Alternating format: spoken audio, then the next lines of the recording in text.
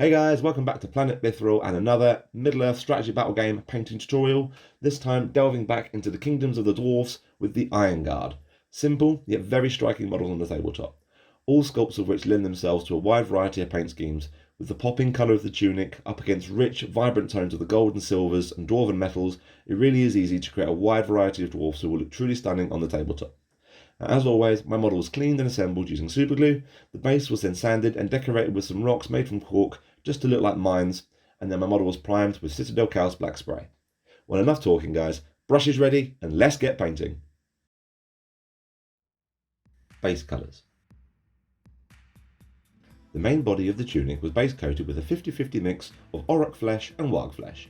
Apply this in a few thin layers to get a smooth, consistent finish.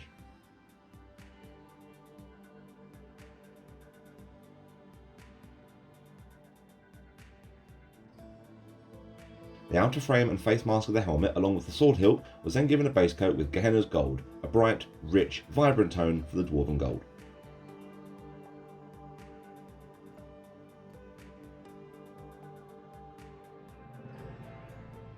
The inner plating of the helmet, the sword and axe blade, and the chainmail were then given a coat of lead belcher. This was dry brushed over the chainmail as opposed to the block colour for the larger, flatter areas.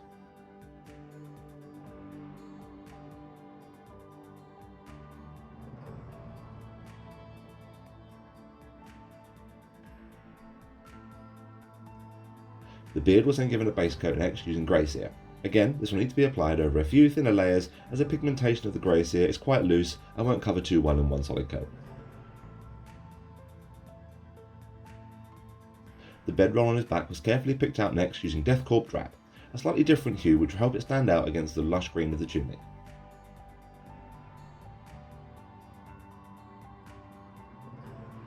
The axe shafts and belts were then picked out using dryad bark.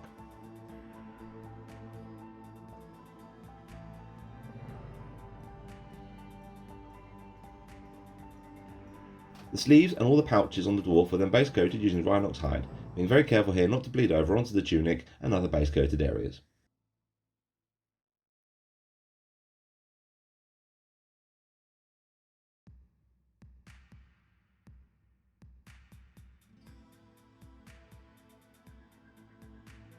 The boots were base coated using Skaven Blight Dinge.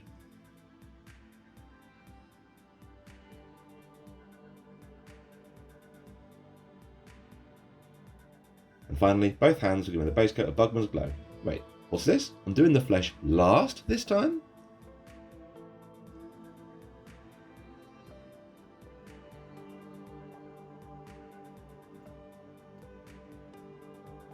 Tunic. The tunic was given an all-over shade with diluted Athonian camo shade, allowing this to gently form in the recesses but trying to avoid excessive pooling while it dries.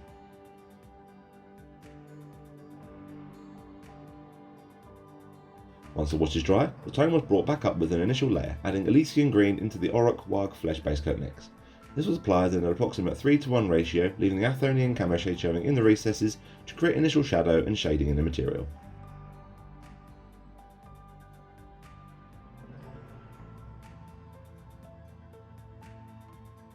With my initial blocking layer now in place, I gradually started adding in nurgling green in small increments to the overall mix, and continued building up the highlights over the cloth.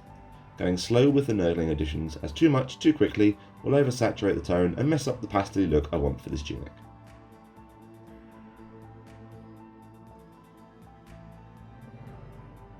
Continue working up the layers until you're ready to apply an initial highlight using pure nurgling green. As you can see, with the multiple layers I have a soft blended transition from the darker recessed areas of cloth through to the lighter, more exposed areas.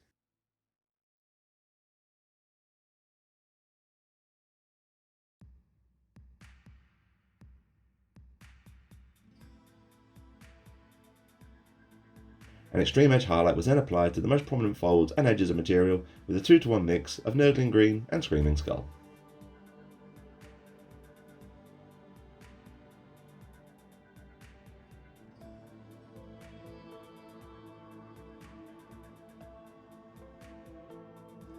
Dwarven Metals. A targeted shade was applied to all the gold areas using Druchii Violet, taking special care around the framework and the helmet. I want to try and minimise bleeding onto the silvers with the gold shading stages.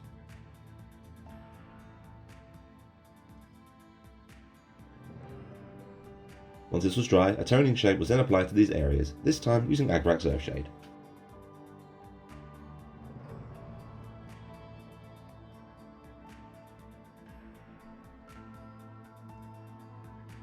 All the gold areas were then given a framing layer using fulgurite copper, wanting to keep this application a little bit harsher and more rigid to reinforce the very angular nature of the dwarfs and their metalwork.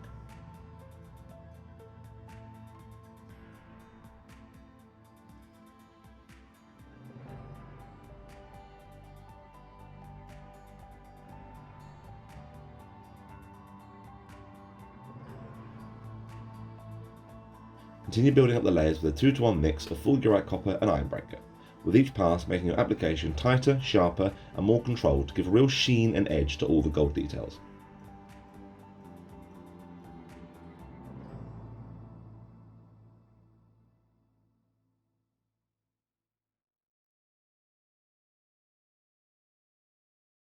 When you're happy with how the gold is looking, add between 25 to 35% pallid witch flesh into the mix, and apply this as an extreme edge highlight and dot highlight respectively.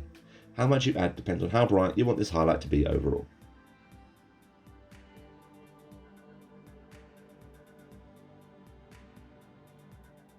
A final glaze was applied over all the gold now with Druchii Violet, heavily diluted with Lime Medium, just to tie all these layers together.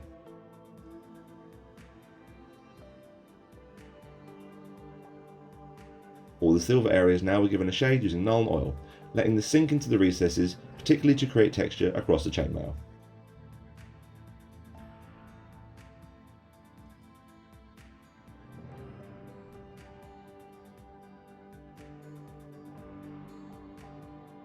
When this is dry, a highlight was carefully applied to the blades and helmet inner and dry brushed over the outer chainmail areas using Ironbreaker.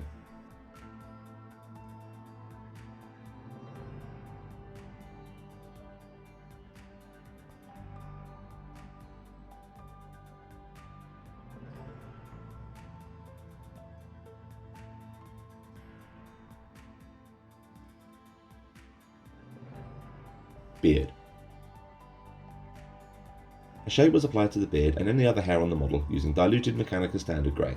Now this is softer than a Nuln Oil shade would be here and will complement the tone of the grey seer more naturally. The bulk of the hair was then carefully layered up with a 50-50 mix of grey seer and pallid witch flesh, taking particular care to separate out all the more prominent hairs, leaving the shade showing in the recesses.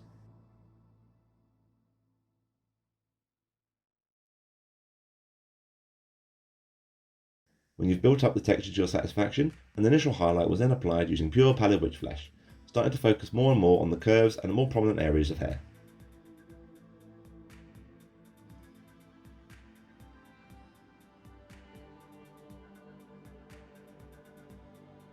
Apply a final dot highlight to the tips and upper areas of beard now with a 50-50 mix of pallid witch flesh and white scar.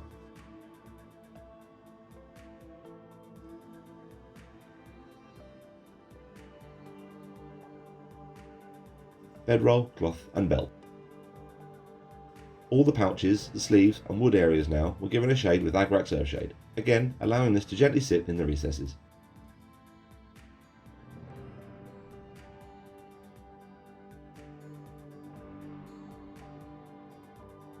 An initial layer was applied to the bedroll now with a 2-to-1 mix of Deathcorp Drab and Zamesi Desert, focusing on the upper areas and framing the curl of the bunched up material.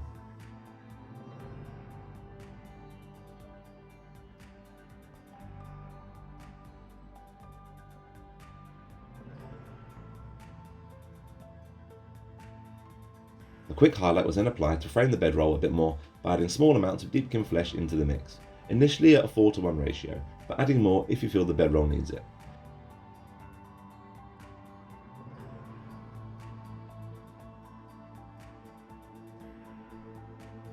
By the time I finished highlighting this one, my mix was approximately 3 parts layer mix to about 2 parts deepkin flesh.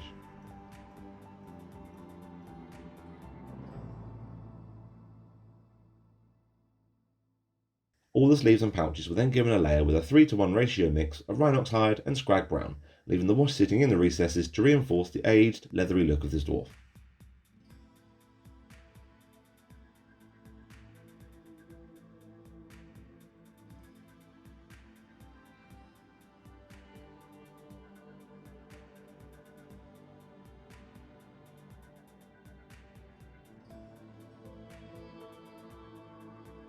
working your way up gradually to a highlight using pure scrag brown.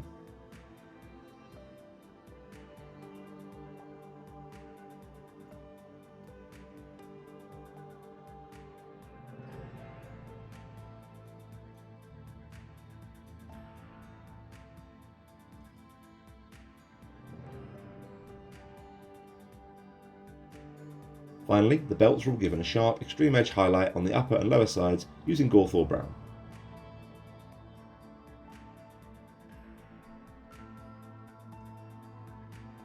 At this point, the wood grain effect was carefully applied to the axe shafts by drawing this in long thin streaks down the shafts.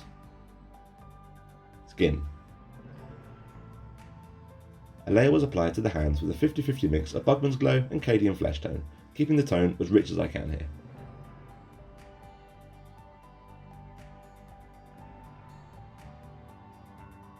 The hands were then shaded with Reikland Flesh Shade to create some definition between all the fingers.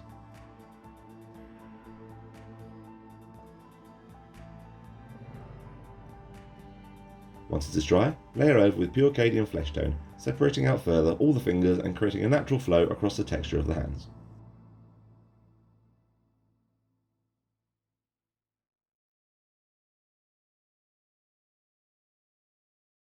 Finally, a highlight with a 50-50 mix of Cadian Flesh Tone and Kislev Flesh was applied to the knuckles and fingertips.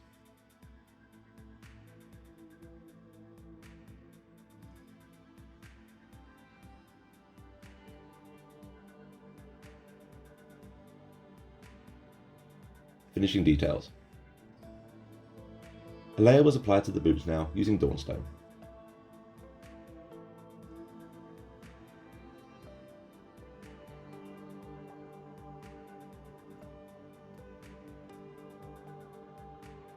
This was then worked up to a highlight using pure Administratum Grey.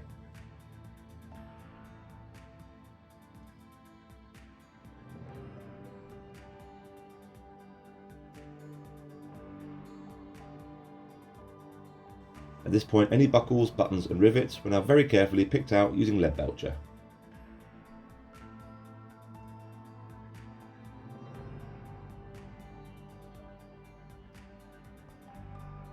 Now the freehand area is completely optional, but I just think it helps pull all the elements together and finish off this Dwarf Warrior. A very thin line was traced around the hem of the tunic using Mechanicus Standard Grey, being as controlled as you can here.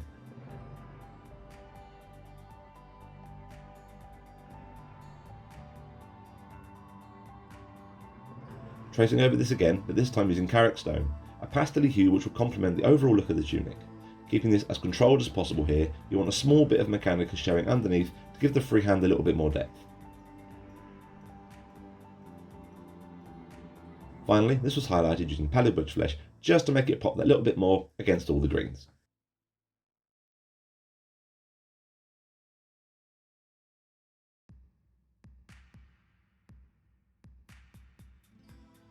A dwarf worthy of the kingdoms of Moria, Khazad and Erebor indeed. My dwarf was based using my rocky basing recipe which can be found in the 5-minute bases playlist. Now these models lend themselves very nicely to a wide array of different colour palettes and tones, blues and silvers being another personal favourite. But in the meantime, you now have a beautifully painted Dwarf Iron Guard ready to rush forward into glorious battle against Orc and Goblin alike. Thank you guys so much for watching. I really hope you enjoyed today's video. Please don't forget to like, subscribe and comment with your thoughts. And until next time, take care and happy hobbying.